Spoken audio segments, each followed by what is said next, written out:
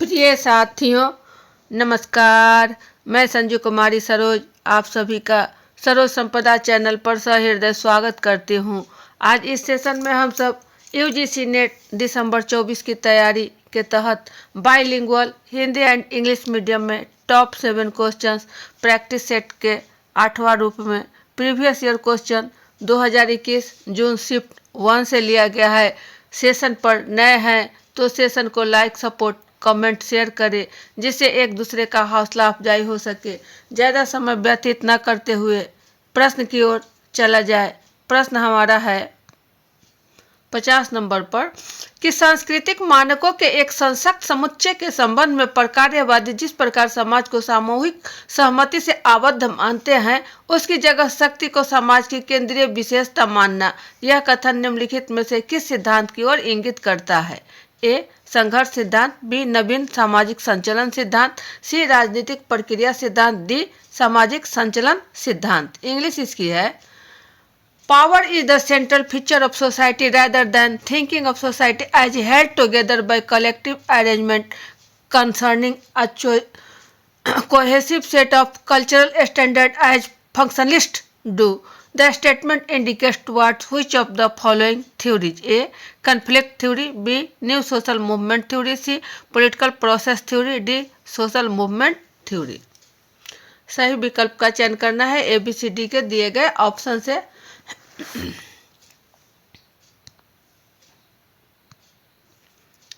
यह हमारा सही आंसर संघर्ष सिद्धांत, कन्फ्लिक्ट थ्योरी। इसमें यह बतलाता है कि समाज शास्त्र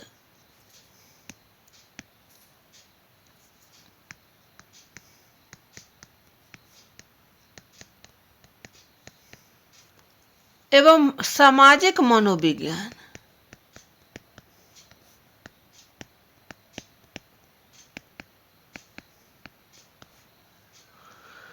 का एक दृष्टिकोण है जो इतिहास की भौतिकवादी व्याख्या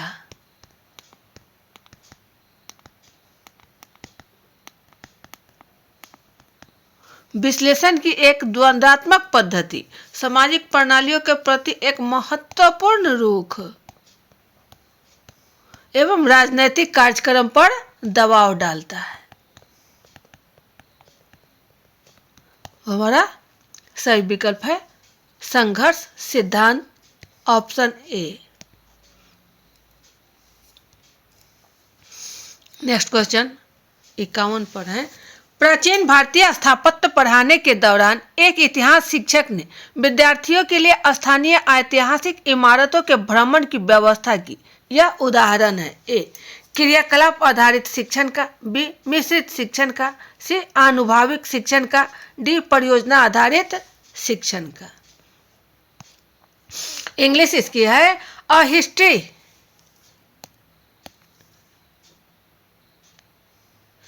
teacher arrange a visit of students to local historical monuments while teaching ancient Indian architecture. This is an example of A. Activity based teaching,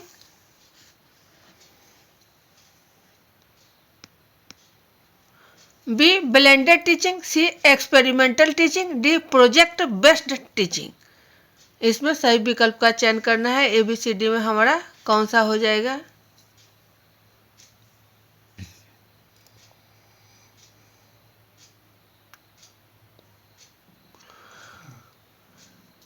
प्रश्न है कि हिस्ट्री टीचर जो इतिहास के शिक्षक है उन्हें ऐतिहासिक इमारतों के भ्रमण की व्याख्या करना। तो यह एक आपको आनुभविक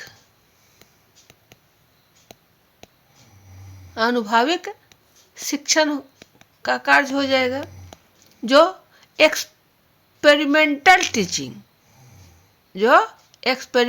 टीचिंग का एक उदाहरण बनेगा। इसमें जो शिक्षक एवं छात्र हैं अर्थात शिक्षण जो है एक शिक्षा का प्रक्रिया है जिसमें अनुभव के माध्यम से शिक्षित किया जाता है एवं उसे परिभाषित किया जाता है, जो हमारे शिक्षा के प्रतिबिंबित करता है। ऑप्शन सी की ओर है एक्सपेरिमेंटल टीचिंग। यहाँ आपको एक अनुभव के द्वारा यह प्राप्त होता है। सही आंसर का मिलान ये रहा ऑप्शन सी। नेक्स्ट क्वेश्चन, नीचे दो कथन दिए गए हैं। कथन ए, सेवारत प्रशिक्षण कार्यक्रम की प्रभावशीलता सामग्री की सटीकता पर निर्भर करती है, जो प्रशिक्षण के उद्देश्यों के लिए प्रासंगिक है और लक्ष्य समूह की प्रशिक्षण आवश्यकताओं को पूरा करने की क्षमता रखती है। तर्क आर रीजन है कि उद्देश्य, सामग्री और प्रशिक्षण की आवश्यकता के बीच मेल न होने से संसाधनों की बर्बादी ही होती है। ऑप्शन आपको 4 दिए गए हैं ए बी सी डी। कौन सा हमारा सही होगा? इसकी इंग्लिश है, given below are 2 statements. Statement A, the effectiveness of an in service training program depends on the appropriateness of the content relevant to the objectives of training and has the potential to meet the training needs of the target group. Reason are the mismatch between objectives, content and needs of the training leads to wastage of resources. Option A B C D कर करके आपको दिया गया है। कौन सा हमारा सही होगा?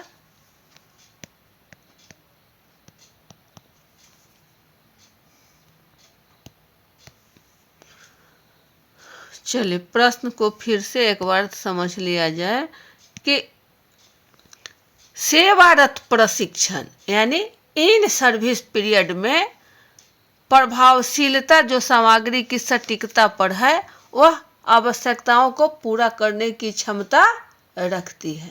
प्रश्न यह है जो हमारा सही है। प्रशिक्षण के उद्देश्यों के लिए यह प्रासंगिक है।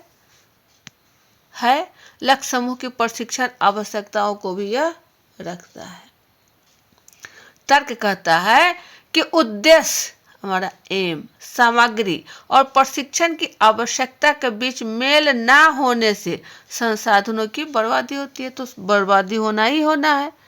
जो हमारा संसाधन है तो क्या हो जाएगा, हमारा दोनों कथन सत्य है।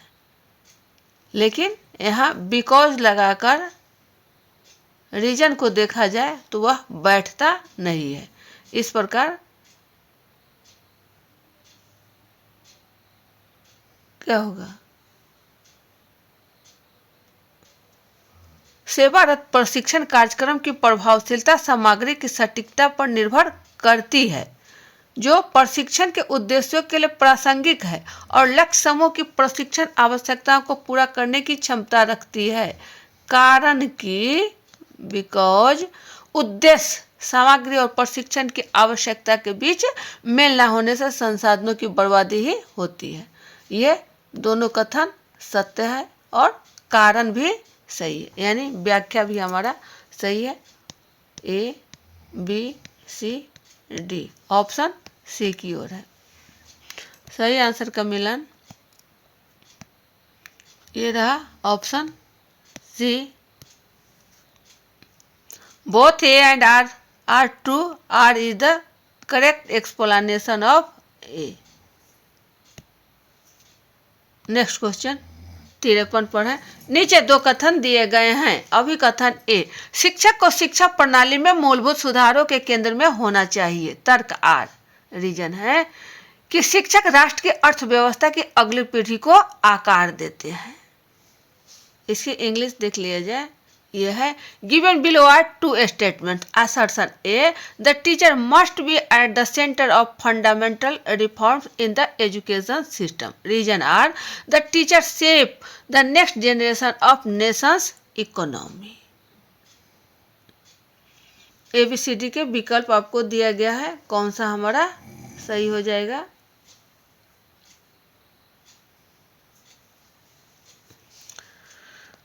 प्रश्न को देखा जाए कि शिक्षक को शिक्षा प्रणाली में, शिक्षक को शिक्षा प्रणाली मूलभूत सुधारों के केंद्र में होना चाहिए। ये क्या कह रहा है कि केंद्र में होना चाहिए।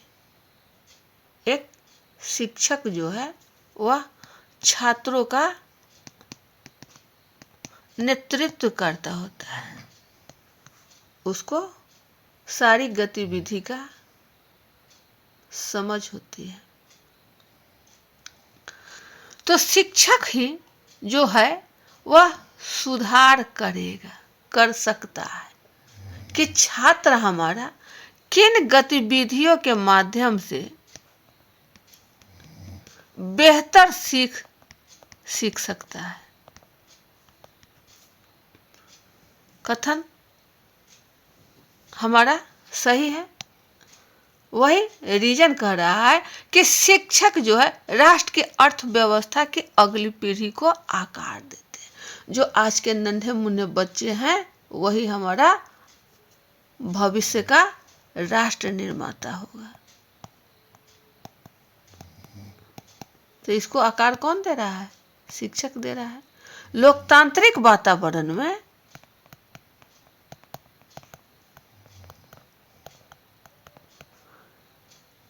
शिक्षा की जो व्यवस्था है उसको बेहतर करने के लिए, उसमें मार्गदर्शन देने के लिए, सुधार करने के लिए ये सारे जो गतिविधि है, यह जो कार्य करने का वातावरण बनाने का शिक्षक का दायित्व होता है।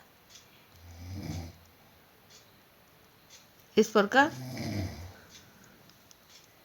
आकार जो है अगली पीढ़ी को यह है, लेकिन प्रश्न आपका है अर्थव्यवस्था।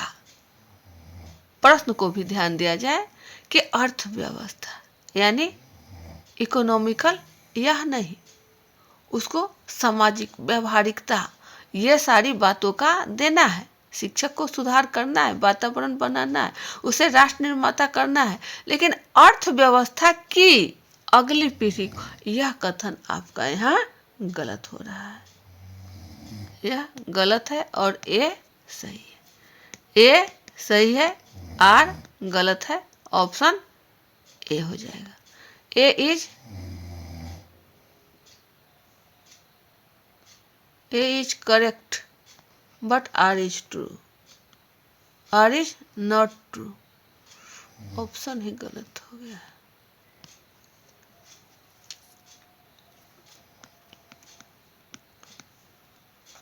A is correct but R is not correct।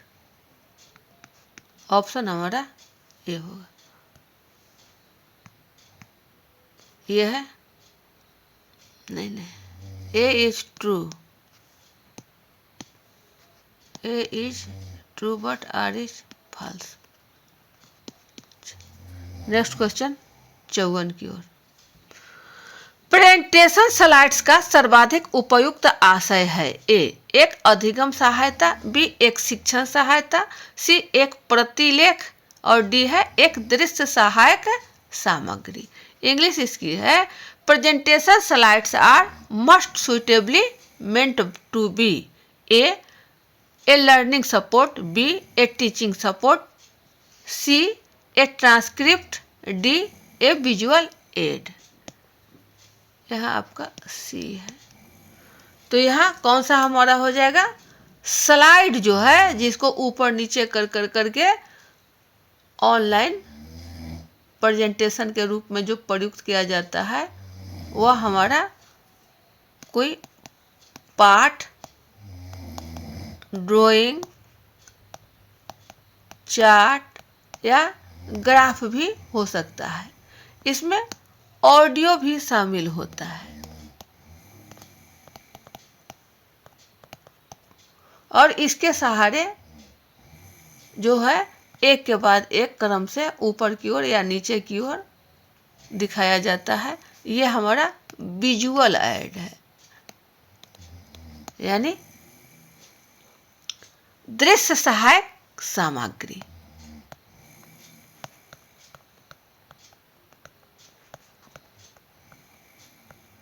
Option D की ओर है। सही आंसर का मिलान ये रहा आपको।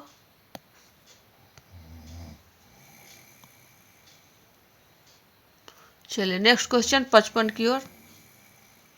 सफल बुद्धिमत्ता में 3 अलग अलग कारक शामिल है। ए विश्लेषणात्मक बुद्धिमत्ता, 2 रचनात्मक बुद्धिमत्ता, 3 व्यवहारिक बुद्धिमत्ता। बुद्धिमत्ता का यह सिद्धांत किसका है? A Carl Rogers, B Daniel Goleman, C Howard Gardner, D Robert Sternberg. इसमें सही विकल्प का चयन करना है कि कौन सा हमारा सही होगा। इंग्लिश इसकी देख लिया जाए। Successful intelligence involves 3 different factors.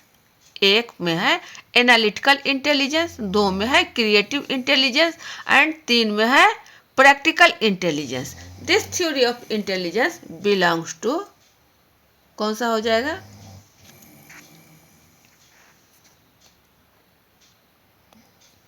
Robert Sternberg. इन्हीं की यह थ्योरी है। इनकी जो थ्योरी है वह त्रिकोणीय सिद्धांत, त्रिकोणीय सिद्धांत बुद्धिमत्ता, जो जैविक सिद्धांत बुद्धि एवं मौलिक उसके कार्यों के बीच संबंध पर जोर देता है।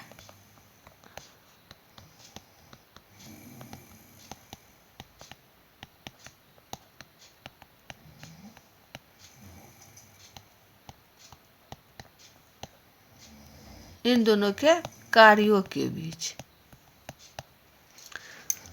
अलग अलग बुद्धिमत्ता के अंतर्गत रॉबर्ट स्टर्नबर्ग ने 3 प्रकार के बुद्धिमत्ता बतलाई।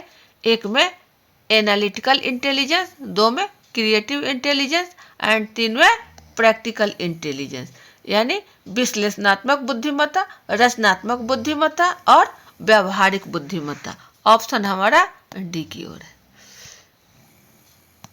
ये रहा सही आंसर का विकल्प।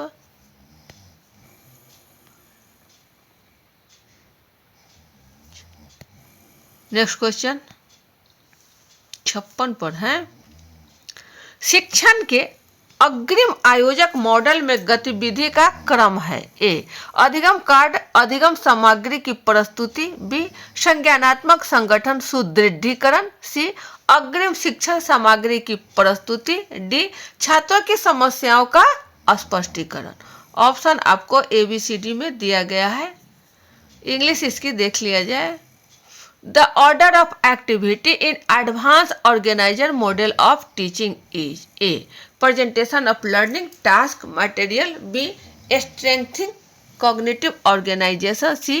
Presentation of advanced organizer, D. Clarification of students problems. Option आपको ABCD में दिया गया है। कौन सा हमारा सही होगा? अग्रिम आयोजक मॉडल में यही है हमारा प्रश्न। इसमें जो है शिक्षक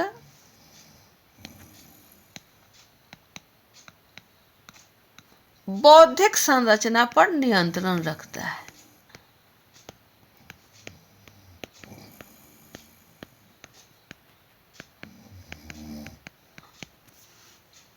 सीखने की सामग्री को जो है वह आयोजकों से जोड़ता है।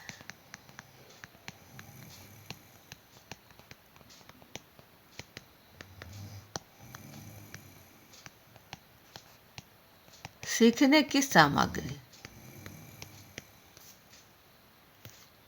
जिससे छात्र को नई सामग्री को सेपरेट करने में मदद मिलती है।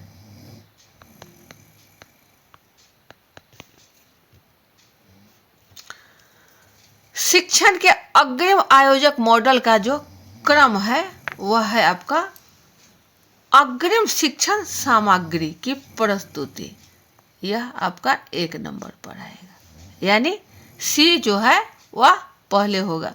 तो ए ऑप्शन गलत, बी ऑप्शन गलत। उसके बाद है अधिगम सामग्री की प्रस्तुति, यानी 2 नंबर पर ये है।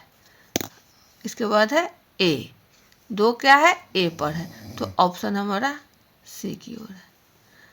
पहले आएगा आपका शिक्षण सामग्री, उसके बाद उसकी प्रस्तुतिकरण, पुनः सुदृढ़ीकरण, संगठन को सुदृढ़ीकरण, उसके बाद जो सुदृढ़ीकरण करने में छात्रों को प्रॉब्लम क्रिएट हुआ उसका क्लैरिफिकेशन, स्पष्टीकरण करना। यानी यह 3 नंबर पर और ये हो जाएगा आपका 4 नंबर पर। तो सबसे पहले शिक्षण सामग्री,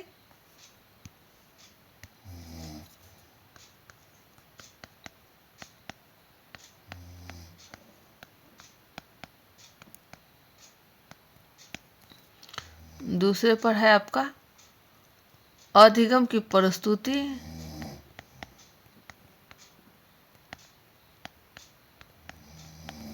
और तीसरे पर है संगठन, चौथा में है समस्या का निराकरण।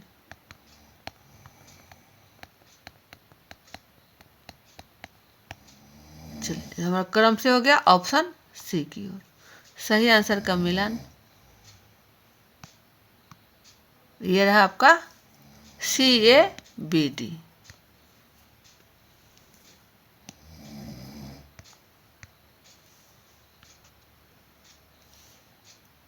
Option C. तो ये थे आपके कुछ महत्वपूर्ण प्रश्न जो बहुत ही परीक्षोपयोगी साबित होगा। इसे आत्मसात करने की आवश्यकता है। दिसंबर 24 के लिए इम्पोर्टेंट है।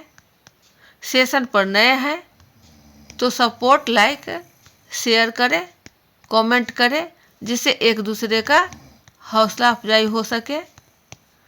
पुनः हम सब अगले सेशन में अच्छे अच्छे प्रश्नों को लेकर उपस्थित होंगे। तब तक के लिए जय हिंद, वंदे मातरम।